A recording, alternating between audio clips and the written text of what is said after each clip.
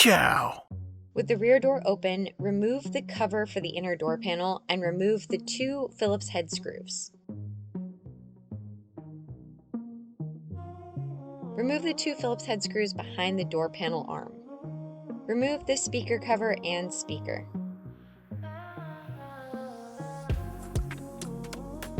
Remove the interior door handle by undoing the plastic clip, the purple one in this case, and lifting the metal handle out of the plastic clip. Remove the covers for the lower and upper seatbelt bolts.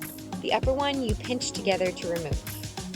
Then remove both the 14mm bolts.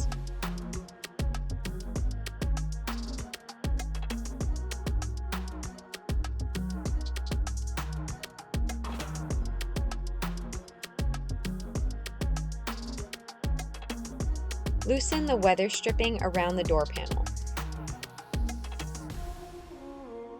Starting at the top of the door near the outside edge, pull the inner door panel towards you to loosen. You're going to set the door panel on the ground near the door so you don't have to completely remove the seatbelt.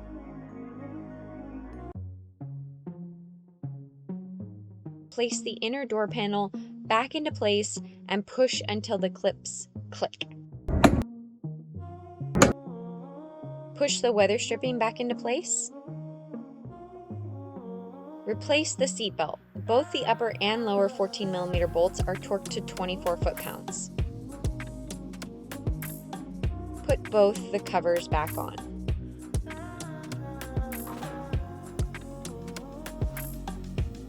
Put the 2 Phillips head screws in that go behind the door panel arm.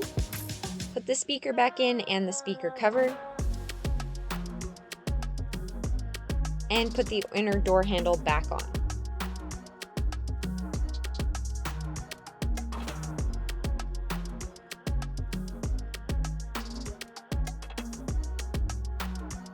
Test everything for normal operation, and voila!